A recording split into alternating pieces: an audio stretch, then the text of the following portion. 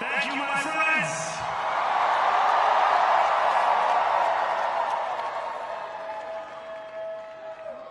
The sun may have set over our city this evening, but as Eugene Debs once said, I can see the dawn of a better day for humanity.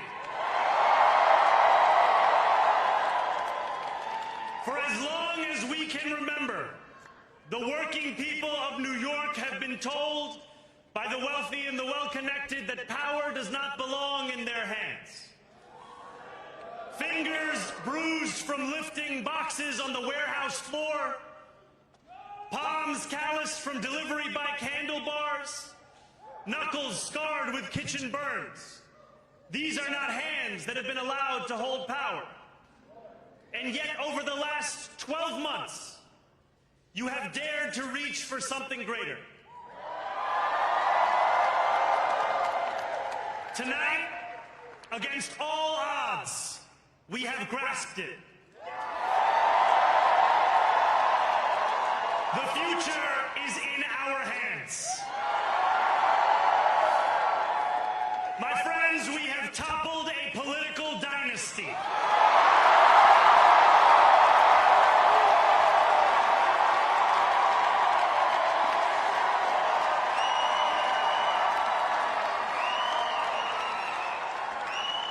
I wish Andrew Cuomo only the best in private life.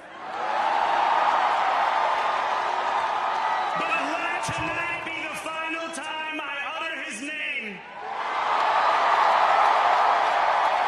as we turn the page on a politics that abandons the many and answers only to the few.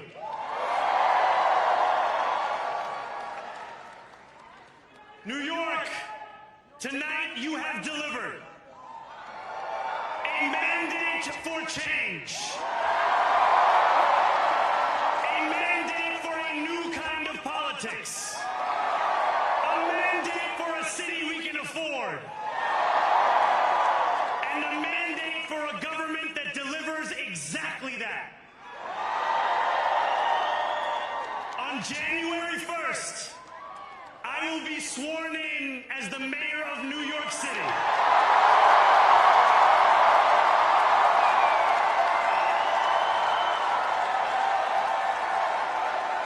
And that is because of you.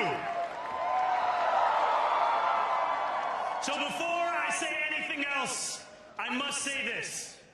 Thank you. Thank you to the next generation of New Yorkers who refused to accept that the promise of a better future was a relic of the past. You showed that when politics speaks to you without condescension, we can usher in a new era of leadership. We will fight for you because we are you. Or as we say on Steinway, ana minkum wa ilaykum.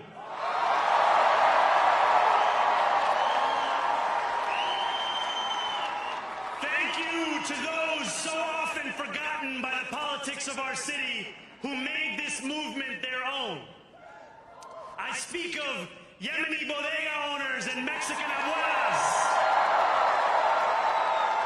Senegalese taxi drivers and Uzbek nurses, Trinidadian line cooks and Ethiopian aunties.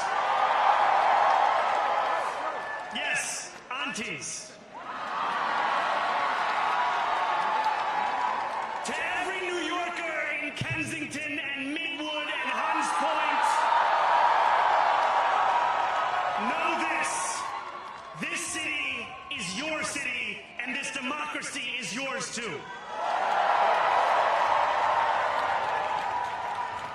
This campaign is about people like Wesley, an 1199 organizer I met outside of Elmhurst Hospital on Thursday night. A New Yorker who lives elsewhere, who commutes 2 hours each way from Pennsylvania because rent is too expensive in this city. It's about people like the woman I met on the BX-33 years ago, who said to me, I used to love New York, but now it's just where I live. And it's about people like Richard, the taxi driver I went on a 15-day hunger strike with outside of City Hall, who still has to drive his cab 7 days a week. My brother, we are in City Hall now.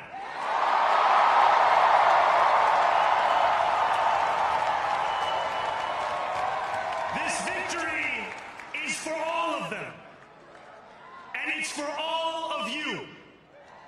The more than 100,000 volunteers who built this campaign into an unstoppable force. Because of you, we will make this city one that working people can love and live in again. With every door knocked, every petition signature earned, and every hard-earned conversation, you eroded the cynicism that has come to define our politics. Now, I know that I have asked for much from you over this last year. Time and again, you have answered my calls. But I have one final request. New York City, breathe this moment in. We have held our breath for longer than we know. We have held it in anticipation of defeat. Held it because the air has been knocked out of our lungs too many times to count. Held it because we cannot afford to exhale. Thanks to all of those who sacrificed so much, we are breathing in the air of a city that has been reborn.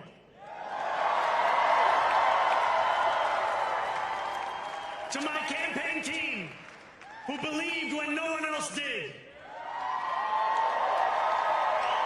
and who took an electoral project and turned it into so much more, I will never be able to express the depth of my gratitude. You can sleep now. To my parents, Mama and Baba, you have made me into the man I am today. I am so proud to be your son. And to my incredible wife, Rama,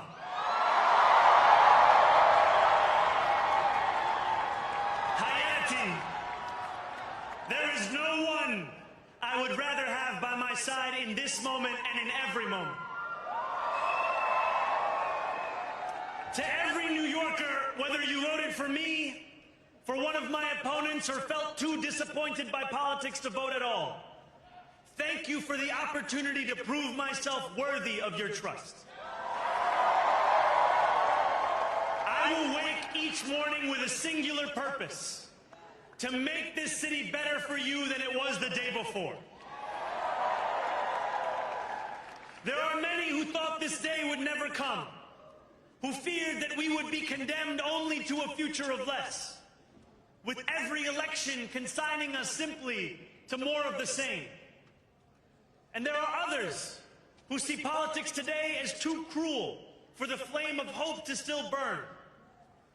New York, we have answered those fears. Tonight we have spoken in a clear voice. Hope is alive. Hope is a decision that tens of thousands of New Yorkers made day after day. Volunteer shift after volunteer shift, despite attack ad after attack ad.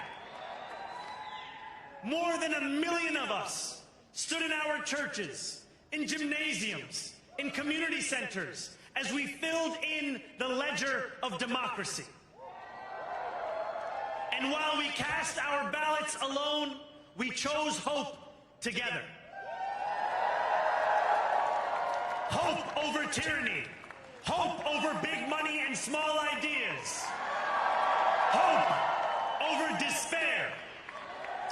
We won because New Yorkers allowed themselves to hope that the impossible could be made possible. And we won because we insisted that no longer would politics be something that is done to us. Now it is something that we do.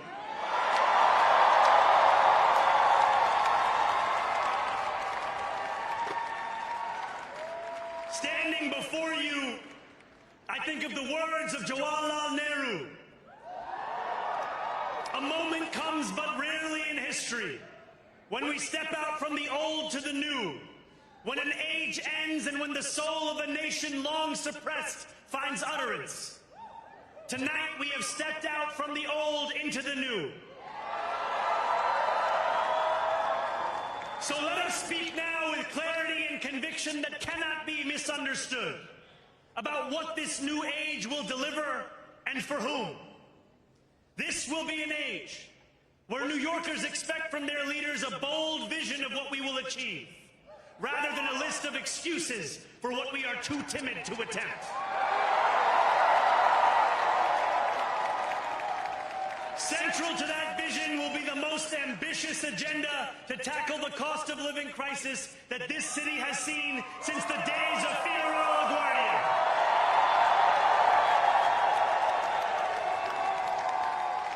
An agenda that will freeze the rents for more than 2 million rent-stabilized tenants. Make buses fast and free. And deliver universal child care across our city. Years from now, may our only regret be that this day took so long to come. This new age will be one of relentless improvement. We will hire thousands more teachers. We will cut waste from a bloated bureaucracy. We will work tirelessly to make lights shine again in the hallways of NYCHA developments where they have long flickered.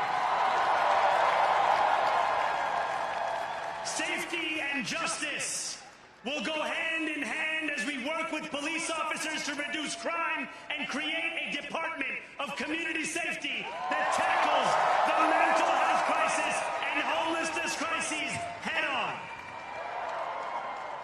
Excellence will become the expectation across government, not the exception. In this new age we make for ourselves, we will refuse to allow those who traffic in division and hate to pit us against one another. In this moment of political darkness, New York will be the light. Here, we believe in standing up for those we love. Whether you are an immigrant, a member of the trans community, one of the many black women that Donald Trump has fired from a federal job, a single mom still waiting for the cost of groceries to go down, or anyone else with their back against the wall, your struggle is ours too. And we will build a city hall that stands steadfast alongside Jewish New Yorkers and does not waver in the fight against the scourge of anti-Semitism. Where the more than 1 million Muslims know that they belong. Not just in the 5 boroughs of this city, but in the halls of power. No more will New York be a city where you can traffic in Islamophobia and win an election.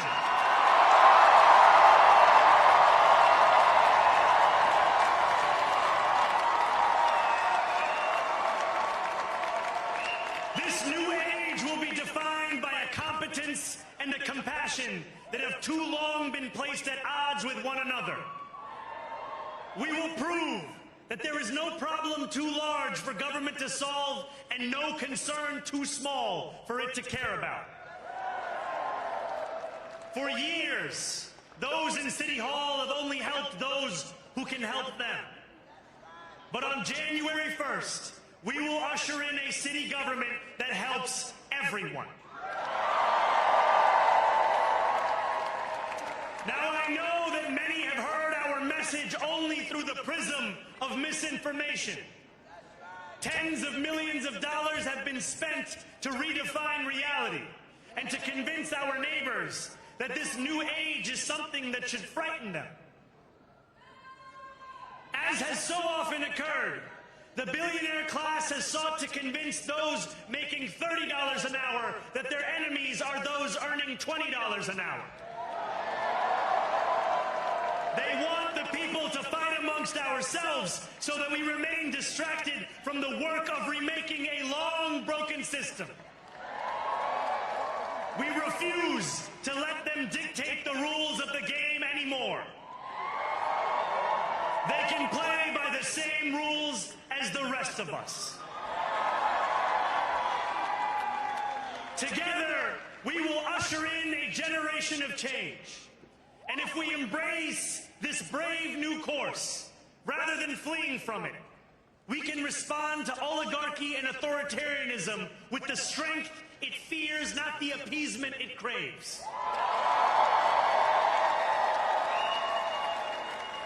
After all, if anyone can show a nation betrayed by Donald Trump how to defeat him, it is the city that gave rise to him.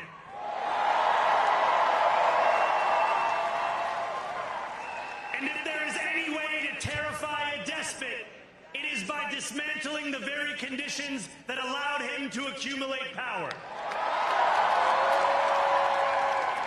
This is not only how we stop Trump, it's how we stop the next one.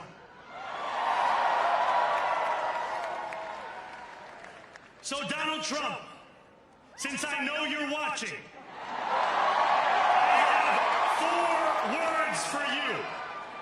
Turn the volume up.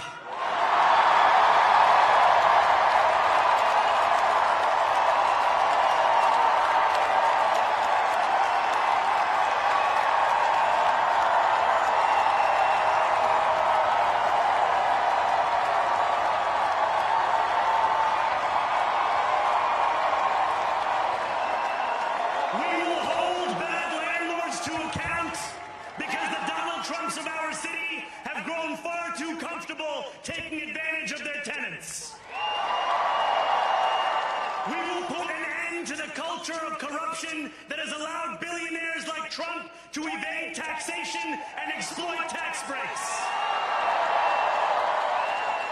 We will stand alongside unions and expand labor protections because we know, just as Donald Trump does, that when working people have ironclad rights, the bosses who seek to extort them become very small indeed.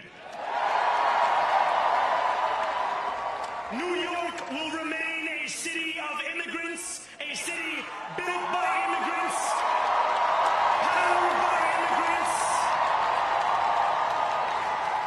and as of tonight, led by an immigrant.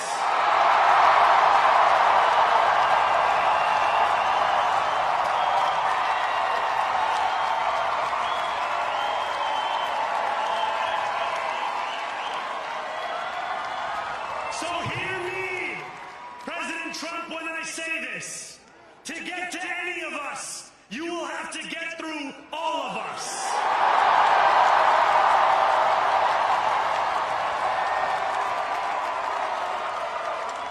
When we enter City Hall in 58 days, expectations will be high. We will meet them. A great New Yorker once said that while you campaign in poetry, you govern in prose. If that must be true, let the prose we write still rhyme and let us build a shining city for all. And we must chart a new path, as bold as the one we have already traveled. After all, the conventional wisdom would tell you that I am far from the perfect candidate.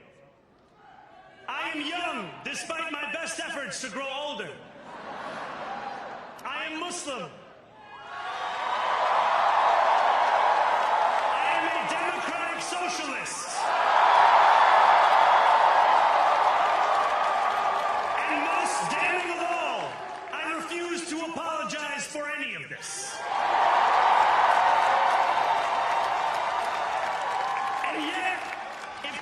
night teaches us anything, it is that convention has held us back. We have bowed at the altar of caution, and we have paid a mighty price. Too many working people cannot recognize themselves in our party. And too many among us have turned to the right for answers to why they've been left behind. We will leave mediocrity in our past. No longer will we have to open a history book for proof that Democrats can dare to be great. Our greatness will be anything but abstract.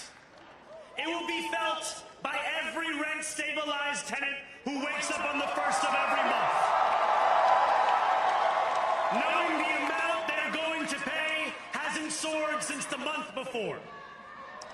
It will be felt by each grandparent who can afford to stay in the home they have worked for, and whose grandchildren live nearby because the cost of childcare didn't send them to Long Island. It will be felt by the single mother who is safe on her commute and whose bus runs fast enough that she doesn't have to rush school drop-off to make it to work on time. And it will be felt when New Yorkers open their newspapers in the morning and read headlines of success, not scandal. Most of all, it will be felt by each New Yorker when the city they love finally loves them back. Together, New York, we're going to freeze the... Together, New York, we're going to make buses fast and... Together, New York, we're going to deliver universal... Let the words we've spoken together, the dreams we've dreamt together, become the agenda we deliver together.